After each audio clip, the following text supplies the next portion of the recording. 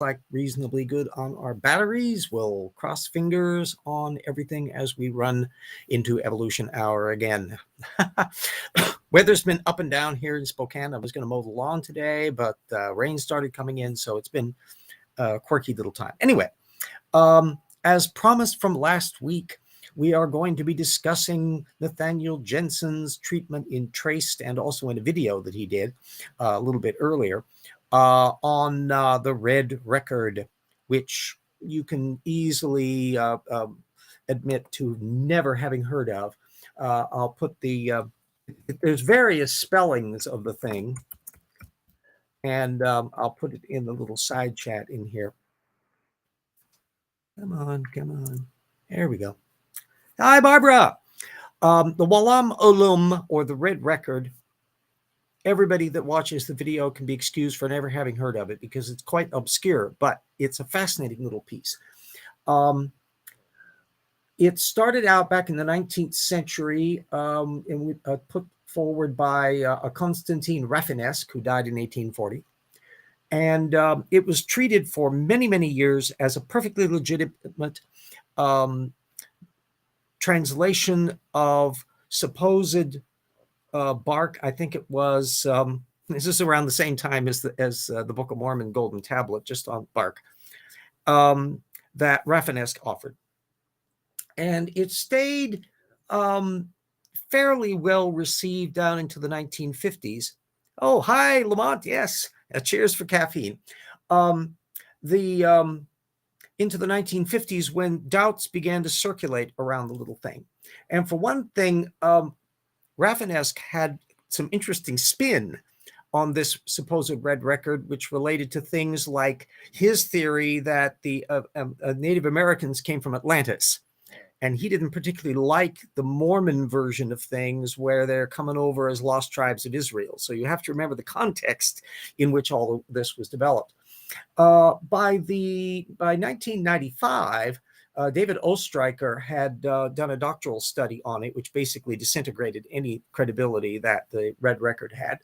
And there's a summary of the whole ups and downs of it at archaeology.org that I'll be putting in. And then a paper by Newman in 2010 that's on a scholarly review of the various implications of all of that. We'll be putting that in, particularly in relation to how a lot of New Age people were latching on to the Walam Olam. So you would think it wouldn't have any connection with Nathaniel Jeanson, and therein lies a tale, because in 1993, David McCutchen came up with a brand new translation of it, even though he wasn't that expert in the particular language that he was dealing with here, and all was basing on the material that had been brought up by Rafinesque, because no original source has ever been known for any of this. Anyone who tried to locate it couldn't find anything.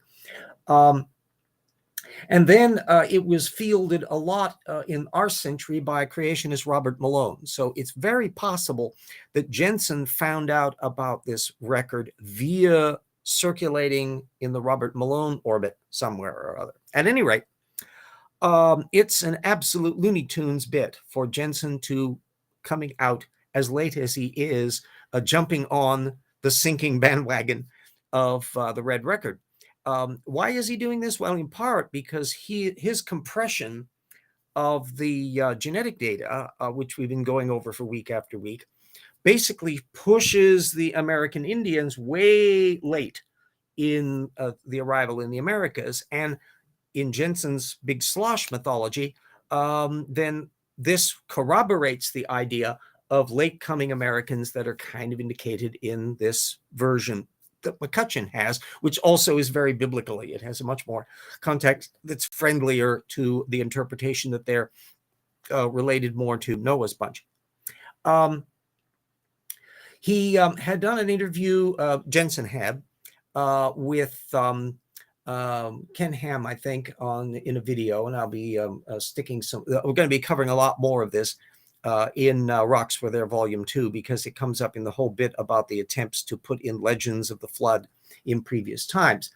But in the video, while admitting to have read, quote, parts of Oestreicher's thesis and name dropping how he had become friends with Herbert C. Kraft, one of the scholars of this Indian group, unquote, who by the time that Jeanson is coming onto the scene had been dead for 20 years. I mean, so he must have just barely bumped into Kraft at some stage, and certainly was not a close friend, and certainly must have missed the fact that Kraft had really dumped on McCutchen's translation of the Walam Olam at the time that it had come out in 1990s.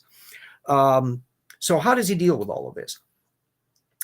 Jeanson proceeds entirely as if nobody but Oestreicher had ever raised any doubts about the original text or McCutchen's reboot, and traced, in fact, cited only Oestreicher's thesis and none of the various works noted above, which I'm going to be putting into the links. Are you saying Jeanson doesn't think the natives came over the land bridge before 10,000 years ago, but after the flood? Oh, indeed, yes. That's exactly what he believes. Well, for one thing, he believes the Ice Age, the creationist model, is there was the Ice Age, and it is taking place way after the flood, even in like Babel times, and that people are coming over lickety-split at super-duper high speed. Never mind that it also conflicts with a lot of legends like the Hopi that they believe they were created in situ. Anyway, Trace was only dealing with Oestreicher's thesis and didn't even cite any of Kraft, who supposedly he was such a great friend of, as if this helped the case any. Jeanson's video with Ham further bristled at the, quote, tone of Oestreicher's thesis, which to the creationist read, quote, like a tabloid with, quote, shocking bits in it, examples of which Jeanson neglected to specify in the video, which I would love to see what the hell he thinks on this. So this is just an absolutely textbook example of Jeanson jumping off the gangplank that he has sawed off from a pirate ship that sank a long time ago.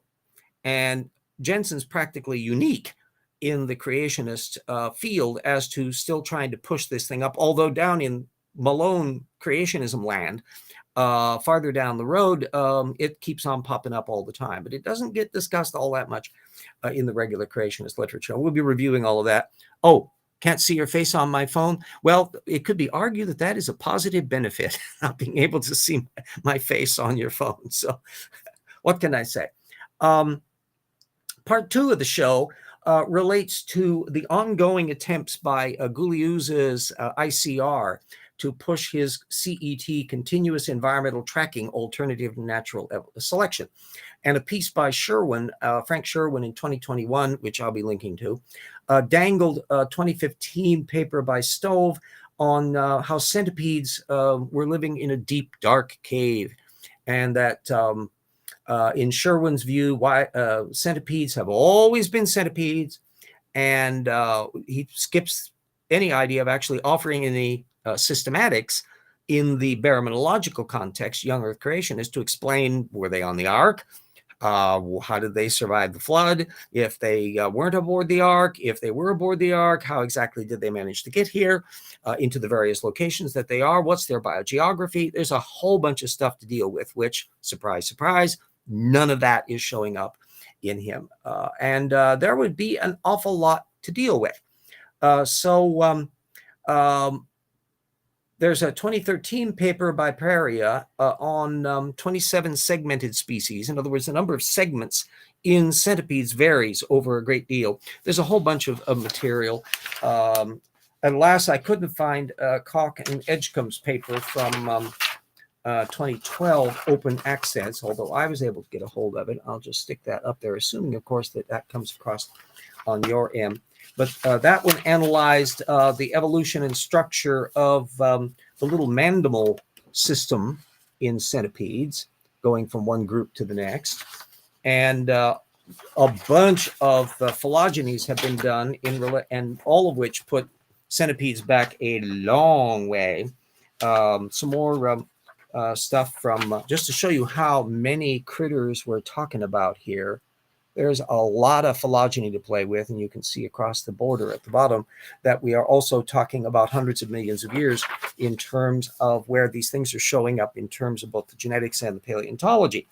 And then there's a paper from Fernandez, which also, unfortunately, I couldn't get open access, but boy, it was also breaking things down according to their interior structure. I'll put the thingy up, evaluating topological conflict, which there's always a certain amount of uncertainty in any area where you don't necessarily have a paleontological examples to fill in every single little hole.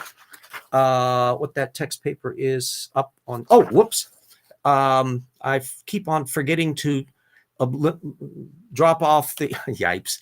Yes, I keep on forgetting to close off the patrons for the show that I start up with. So I better put all of this crap back up again because you will not have been able to see it. This was the phylogeny and the range from this Garibet and Edgecombe paper. That's why I need somebody who manages my video, or better yet, edit things in advance. But then again, I love the live quality of it, that I can proceed. Cock and Edgecombe stuff on that mandible material. Oh, there we go, that one. And any creationist systematics would have to deal with all of this stuff, but arthropods in general are not a happy camper world for your average creationist. Here's another detailed phylogeny that's been worked out, and the breakdown of the various forms that are involved by Fernandez. Okay, there we go. And then there's a paper that Bonato that I will be able to put up. I've got several papers by Bonato on the details of stuff that's in amber and that where they can really look in detail about the variations that you've got. Detected differences between the known genera of Mesozoic centipedes in that paper, and boy, are there a lot of variations. Now, the creationist would need to get off their little fence and explain why. This one I'll be linking to in the listing so anybody can follow up and read in more detail on it. Just exactly how much variation is allowed inside of the creationist model. And another paper that Bonato had done also breaks down. This one will be linked to as well. Just an enormous amount of data that's knocking around in the field. Edgecombe, who is one of the co-authors on some of this stuff, has a wonderful website that I will be putting a link to as well on the Natural History Museum, where he kind of is keeping track, because it's his field, of the ongoing work on working out the details of centipede evolution. And this can be compared to the Frank Sherwin Gee Whiz paper, and the fact that as the years go by, we can all hold our breath, don't hold your breath, to see whether or not any creationists start diving in to make any sense out of centipede systematics, or for that matter, virtually any arthropod. There's so many of the bloody things to deal with. I'll link to RJ my podcast this Saturday, but don't have the power. Yeah. We'll see. Lamont, I did put the information on the video that we have in planned there, and hopefully, depending upon how the internet and stuff goes, I'll try to play a part either directly on the show, or if it starts proving wonky, I can always go over to the video and be in the live chat on that. So one way or the other, it's on unintelligent design and the all the little eccentric edges of things. To some extent, the vestigial organ issue that Jackson and I covered quite a great deal in The Rocks Were There, Volume 1, falls into that category of why are certain vestigial features that are no longer performing the functions that they had originally done, and sometimes are a problem, like appendixes, that appendicitis that Jackson literally was succumbing to when he was working on volume 1 with me. And so he has a first-hand awareness of how troubling that can be. Anyway, so we'll be putting in a Pereira's paper on those multiple segmented ones, how much variation there are, and the various fossil records that Bonanno and company have done. And then there's also even the issue about the venom system in centipedes, which is quite sophisticated, and it trying to work out exactly the systems that developed and how much convergence in that was going on.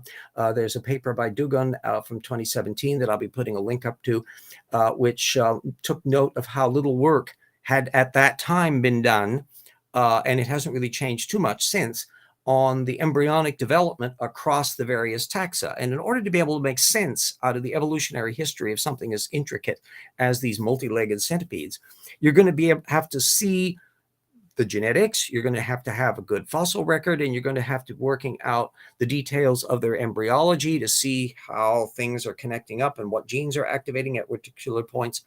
And that's going to be an awful lot of work to do, and Edgecombe and company will be keeping track of all of that stuff, and we can measure the extent to which the creationists don't.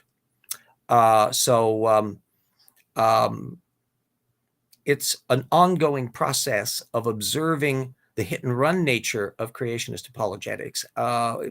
Anybody that knows any specific area that they want to dive into, all they need to do is to see what material a creationist brings up, and if they bring it up, do they follow up on it?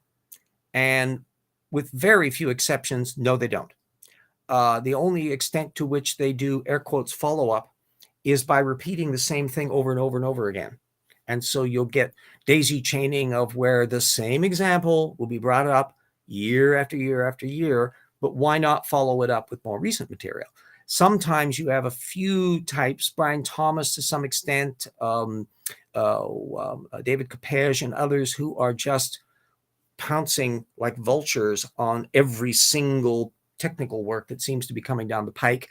And if they can make some spin out of it, commenting on it within their framework, but not to explain it other than just say, well, the flood or design. There we go.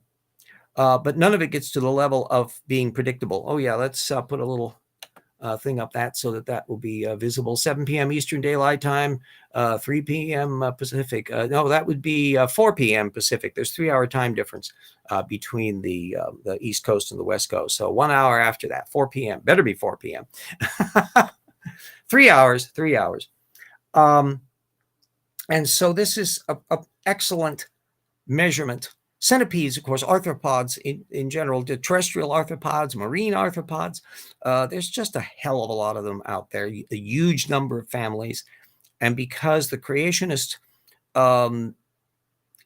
cartoon relating to Noah's Ark just doesn't want to think about them, they don't want to ponder, well, how many locusts do we want to include on the ark? No, they just skip all that part.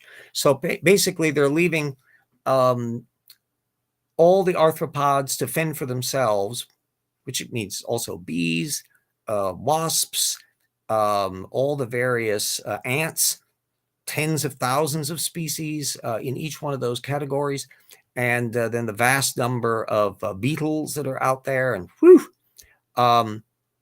even just to get the families on board, you would have to also argue how much of that could differentiate after the flood. And how do they get biogeographically where they are into all these little obscure areas to make any sense out of it? You can see that the biogeographical problem, just to get people to the various locations that we know, and then all these other critters besides, starts mounting up and mounting up and mounting up and becoming ever more complicated and ever more difficult. And a little sidebar that's going to be coming up in an appendix in the new book. Can't wait to see why our designer made both us and arthropods as symmetrical animals. Yeah, bilateral symmetry. Well, again, that stuff relates to the homeobox genes. And so the kind of splitting systems that trying to work out what is called the bilateria, which would have been a little itty bitty critter in Precambrian times, right? Little itty bitty, probably no more than this, living in whatever hard to say contexts, and the odds of it being surviving in the fossil record to be preserved is extremely remote. All we have to look and see are the odds of stuff. One of the reasons why they have some information on some of these centipedes from the Mesozoic is because by then you start having amber that some of them can be trapped in. And if it's not a complete part, a bit and piece of something, segments of things. Same way that so many insects are known from their wings, and how many mammals are known only from their teeth, because the rest of them aren't necessarily available. And yet, for every single wing fragment and every single tooth, there would have been a complete organism attached. And how do you make sense out of all of that? So few creationist paleontologists are in the field, maybe a handful. You got Marcus Ross, you got Kurt Wise, and a few others. You have a couple knocking around that may not be officially paleontologists, but they kind of do stuff in that area. They come from like Loma Linda University. It's still a small number compared to the huge body of actual working paleontologists. And so on the one hand, they just don't have the field people to be able to put much into it. But is something stopping them to make sense of the technical data field? Just as Jeanson riffs off of genetic works to siphon them up and rearrange them in his framework, in principle, any creationist paleontologist would be able to take the actual field work that somebody else does and sort it out and make a coherent framework that will just have the ring of truth and detail about it. That is, if their model is correct. And I'm contending that a gigantic hurdle in being able to present a plausible argument there is that the more data they attempt to include, the less accurate their model is going to appear. And so that's why they don't really get into it much. That's why if you look at what a Kurt Wise was doing 25 years ago and how little progress has been made, both in the baraminology area, and you've got the area that Joel Duff has been taking notice of as well, this attempt at AIG to read out the evolutionary creationism that he despises. In other words, ones that allow too much evolution to go on within a kind. And at that, they're bumping flat out into the Kurt Wise, Todd Wood revisionists who at least have training in the area, and they're paying attention to the data. They're not paying attention to all of it. They're not paying attention to a lot of the relevant stuff, but at least they're kind of tiptoeing into it. Even that cursory level within their own framework is now considered heretical over at Ken Hamland. We'll want to see how that's going to pan out in relation to ICR. Every one of them has got their little bugbears. So you got Gugliuzza with his CET, continuous environmental tracking at ICR, and they've also got their revisionism where they want to move the flood boundary past the Cretaceous into the Cenozoic. That's not faring too well in their other creationists. And then you've got over at AIG, you've got Ken Ham's jihad against the evolutionary creationists. And so it's going to be a fascinating area to see to what extent they get really snitty about it and stop citing one another because they don't want to play up the group that is holding an opinion that is now considered a problematic issue. Are we going to be seeing the increasing disillusion and deterioration of the anti-evolution movement as a result of that? In the same way that we can see that has the intelligent design movement run out of steam, in the fact that old Dembski's moribund uncommon descent has stopped posting anything at all. So basically, the intelligent design movement is the stuff you're getting at the Discovery Institute, and that bunch is only about a dozen people. They've still kind of well heeled. They've got enough of a bankroll to do stuff, and I think they've been still doing some conferences and stuff. They've got ones going in Brazil occasionally, and some things in Europe. There are typically hyper-conservative Christian colleges and the like who have little academic conferences there. And I think there was one in Poland a few years ago. That's another country that's got a background that would be favorable to a conservative view of science from that perspective, but it's not made any headway whatsoever in the regular scientific community, and for jolly good reason, because it doesn't make any sense. Doesn't offer any testable alternative, and it certainly doesn't pay attention to all the data. So yes, those darn protostones beat us to the land and air. Well, what's kind of intriguing, when Jeanson and I did the the phyletic breakdown for the rocks were there, where wanted to find out exactly how many phyla are there, and it's depends on how you classify the material, and then secondly, just exactly when did they appear. So Appendix 2, phyla, if you, another good plug for getting the book, because we went to a great deal of detail on this, and there have been no major adjustments that's been required since. But you can see in that analysis how sparse some critters are. And if you start looking at critters that are difficult to locate in the fossil record, turns out, they don't have fossilizable hard parts. And unless you have a Lagerstätten class thing, they're going to be invisible.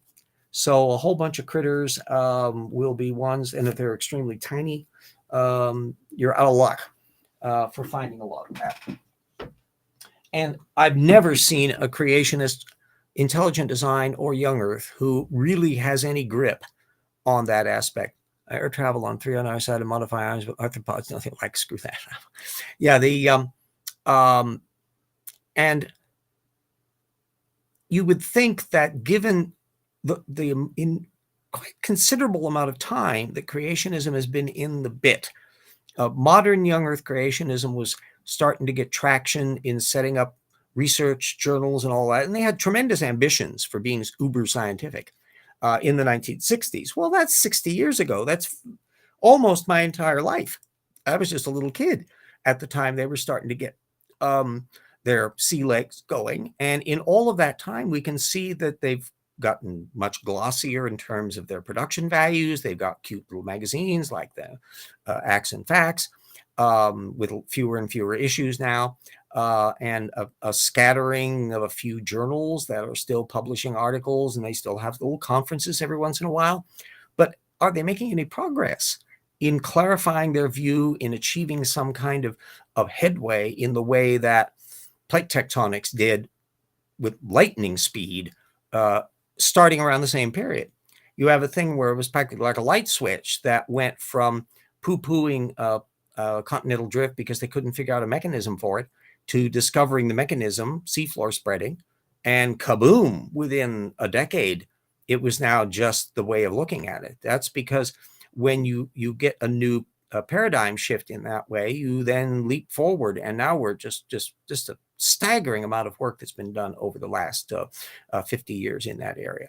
There is literally no counterpart on any topic whatsoever in any branch of anti-evolutionism that has done anything more than just wheel spin. So that's pretty much the context for that little puppy. Next Saturday, then, by that time, theoretically, we will have gone on La Manche talk, or not, as the case may be, with the Wi-Fi.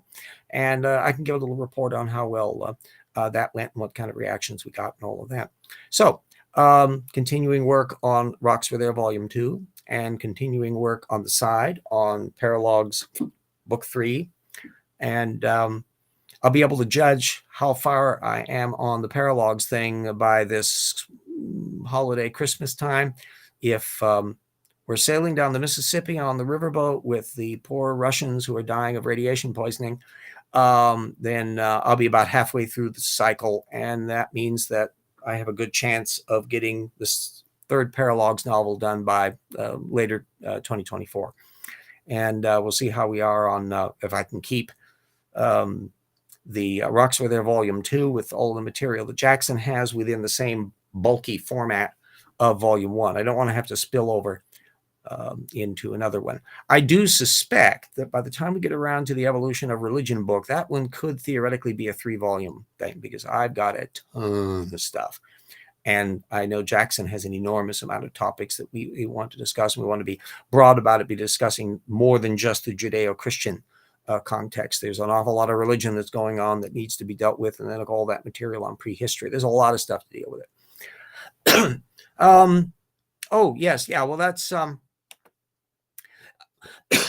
far as I know, the most updated creationist claim is the soft dino stuff. Oh, yeah, that really starts kicking into high gear about a decade ago.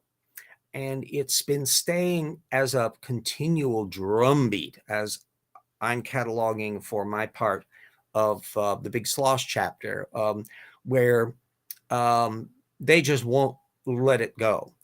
The fun one here is Armitage, who is the one who has the most, air quotes, scientific credibility. And they've been working really deftly to try to sniggle some of his little papers into regular journals, like this Journal of Microscopy that Armitage has put some of his stuff in. Of course, he shears off all of the young Earth creationist tropes for that kind of stuff. And then he'll often do another version of that kind of material for one of the creationist journals.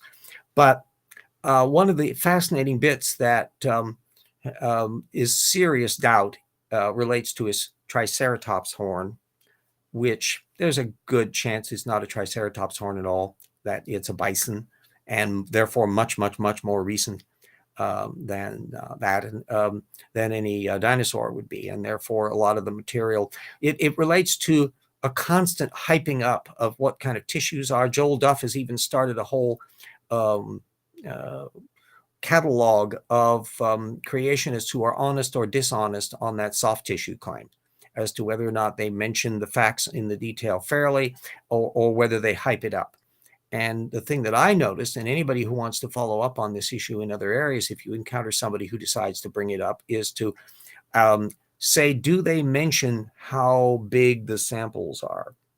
That literally none of them can be seen without a microscope, and require dissolving things in all sorts of solvents to tease apart little molecules that are the remnants of things or the byproducts of stuff, but not nice, neat, existing tissue blobs like you would find if you were looking at a fossil that's only 50,000 years old or younger.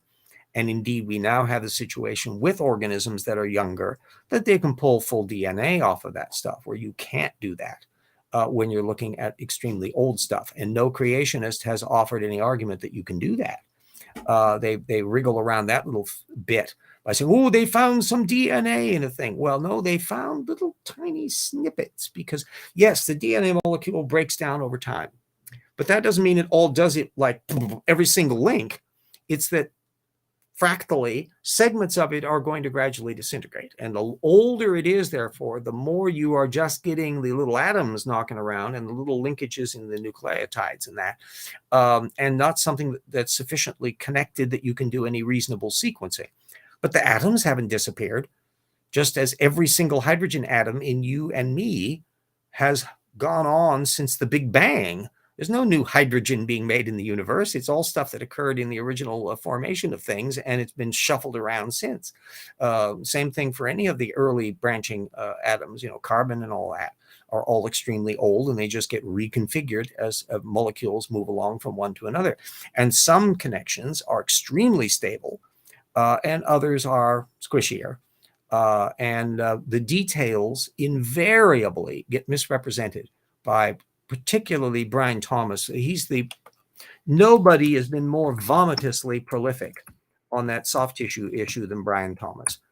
And I would just hazard as a rough guess, probably half of the material easily in the entire creationist literature on the soft tissue stuff is stuff being churned out repeatedly by Thomas and people who are drawing on it. And in some cases, it's a matter of simply repeating the same bits over and over and over again. And then in other cases, bringing it up on the side. So they'll be talking about one topic, and then they just can't resist mentioning the soft tissue thing and putting a link to Brian Thomas on it. So it's a fascinating daisy chain to follow up on. And hopefully we'll have a nice master listing that will be cataloging the various soft tissue examples and what technical papers are available for them. So it'll be a good cross-reference thing that anybody who wants to dive into this field will be able to get up to speed pretty good, up to the publication date of the book at least, on that. So yeah, we love making lists and cataloging things in a way to make it easier to locate. We did the same thing in volume 1 relating to all the different feathered dinosaurs, that we put up so anybody could find it easily. Yes, the flying critters are an absolutely perfect example. And for the same, you get the same problem with swimming creatures. Is if you've got birds that can fly and pterodactyls that can fly and bats that can fly, how come we only see them showing up at a certain point in the fossil record? And the ones that we see are very basal forms, especially in the case of birds. And you find so much differentiation later on, of which so much of the development of birds is taking place in the post-Cretaceous period, which in standard young Earth creationism is after the flood, but in that revisionism from ICR, they want to drag them back into it. And then you get the same problems with swimming creatures. If a whale can swim, or a porpoise can be flitting along with a barracuda, along with an anomalocaris, along with a plesiosaur, how come we aren't finding any kinds of examples of these things all getting mushed together in that colossal big slosh that's running over continents and moving gigantic pieces of real estate around and having currents that are, by creationists' own calculations, in the 100-mile-an-hour or more range? This is just, for heaven's sakes, follow through at least on the logic of your own position to the point where you're diving off the pool into the pool without forgetting to put the water in. No, this is an ongoing little process, and we'll have an awful lot cataloged between the two books that I think Rocks Were There will do as a very nice little standard bearer on that. And then Jackson and I will be moving on to another hot topic. I think he's itching to do the book on the conspiracy thinking stuff. So I have been cataloging material on that. I have a big pile of material, and also specifically stuff relating to anti-vaxxers and the COVID denialism stuff that's been popping up in our time, and the connection that has with politics and the connection that it has with branches of creationism, because some branches of creationism are okay with vaccines and the like, and others are jumping on the Looney Tune crazy train. And so that's also another area where there is a bifurcation between one branch and another. So fun stuff, get out your popcorn and in your creationist bingo card to see where they're popping down on stuff. So anyway, that's got in a pretty good little show today. Once the show finalizes, again, I'll be sticking in all of the links to the various papers that are available open access. And then we will be continuing more with, as Jeanson moves past his Wallam Olam episode into repeating the same tropes on there. And I'm still waiting to see, since we're down into like page 149, when is he going to be citing all the rest of those technical papers? Is it going to be like a tidal wave? I don't know. So, yes, all the little critters. Well, and of course you can imagine how rotting the landscape would be in a post-flood environment, with all of these critters decaying and maggots crawling all over the place and all that. And yet the little dove was able to find that one sprouting, sweet little olive tree, even though, as has been pointed out, olive trees do not like getting waterlogged.